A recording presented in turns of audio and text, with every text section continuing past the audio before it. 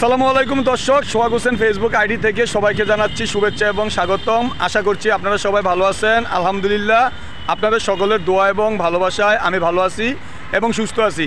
আজকের ভিডিওতে আমি আপনাদেরকে দেখানোর চেষ্টা করব আমাদের চট্টগ্রামের বহুল আলোচিত এই এয়ারপোর্ট এবং লালখান বাজারের যেই ফ্লাইওভারটি হওয়ার কথা ছিল সেটা মোটামুটি অনেকটাই কমপ্লিট হয়ে গেছে।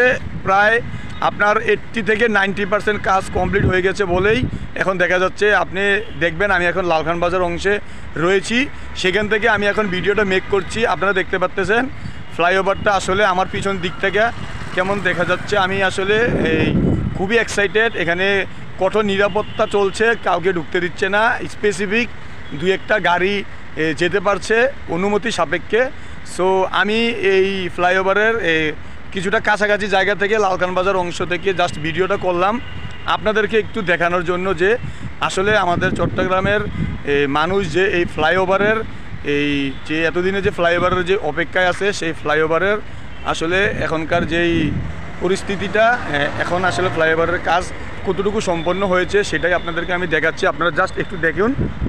এই যে আমি যদি আপনাদেরকে এখন দেখাই, এটা হচ্ছে যে আমি এখন রয়েছি লালখান বাজার অংশে। তো এখান থেকে আমি ক্যামেরার মাধ্যমে আপনাদেরকে যতটুকু দেখাতে পারছি এই হচ্ছে যে আমাদের ফ্লাইওভার। এটা হচ্ছে যে সোজা লালখান বাজার থেকে সোজা এখান থেকে এয়ারপোর্টের দিকে চলে গেছে টাইগার বাজার উপর দিয়ে।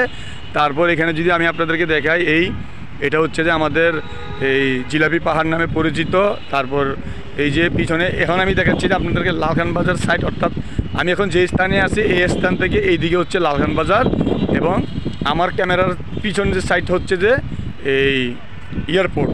সো আমি এখন এই লালখান বাজারের কাছাকাছি জায়গা থেকে আপনাদেরকে জাস্ট আজকের এই ব্লগের মাধ্যমে দেখানোর চেষ্টা করলাম যে আমাদের আসলে এই যে কত সুন্দর একটা ফ্লাইওভার আমাদের জন্য, আমাদের বর্তমান যে সরকার রয়েছে আমাদের জন্য ব্যবস্থা করেছে। আসলে অসাধারণ। যারা এখনও পর্যন্ত ফ্লাইওভারে উঠতে পারেনি তারা বলতে পারবে না, কিন্তু আমি একটু কাছাকাছি এসে একটু জাস্ট আপনাদেরকে দেখানোর চেষ্টা করলাম যে আসলে আমাদের ফ্লাইওভারের দৃশ্যটা আসলে কত সুন্দর দেখা যাচ্ছে। এখন বর্তমানে যেহেতু গাড়ি তেমন একটা চলছে না, এখনও স্পেসিফিকভাবে এখনও উদ্বোধন হয়নি।